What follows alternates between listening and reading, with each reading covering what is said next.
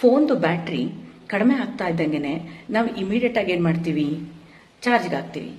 ಅದೇ ಥರ ನಮ್ಮ ಬಾಡಿ ಎನರ್ಜಿ ಕಡಿಮೆ ಆಗ್ತಾ ಇದ್ದಂಗೆ ಏನು ಮಾಡ್ತೀವಿ.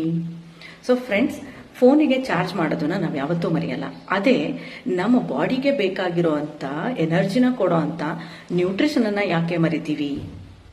ನಮ್ಮ ದೇಹಕ್ಕೆ ಸರಿಯಾದ ನ್ಯೂಟ್ರಿಷನ್ ಕೊಡೋದನ್ನ ಮಾತ್ರ ನಮ್ಮ ಈ ಬ್ಯುಸಿ ಲೈಫಲ್ಲಿ ಮರ್ತು ಬಿಡ್ತೀವಿ. ಯಾಕೆ? ಕೆಲಸ ಮಾಡುತ್ತೆ, ಅದಕ್ಕೆ ಎನರ್ಜಿ ಬೇಕು ಅಂದರೆ ಸಾಕಷ್ಟು ಪ್ರಮಾಣದಲ್ಲಿ ನಾವು ನ್ಯೂಟ್ರಿಷನ್ಸ್ ಕೊಡಬೇಕು.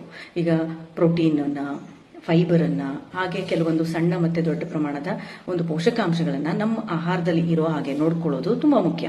ಹಾಗೆ ಸಾಕಷ್ಟು ನೀರು, ನಿದ್ರೆ, ವ್ಯಾಯಾಮನ ಸಹ ನಾವು ಪ್ರತಿದಿನ ರೊಟೀನ್ ಲೈಫಲ್ಲಿ ನಮ್ದಾಗಿಸ್ಕೊಳ್ಳೋದು ತುಂಬ ಮುಖ್ಯ ಆಗುತ್ತೆ. ಹಸಿವಾಗೋವರೆಗೂ ಕಾಯ್ಬೇಡಿ.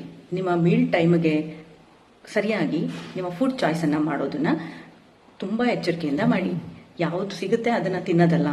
ಟಯರ್ಡ್ ಆದ ತಕ್ಷಣ ಕಾಫಿ, ಶುಗರ್ ಕೊಟ್ಟು ಅದನ್ನು ಎನರ್ಜಿ ಪುಟ್ ಆನ್ ಮಾಡೋದಕ್ಕೆ ಹುಡುಕ್ಬೇಡಿ.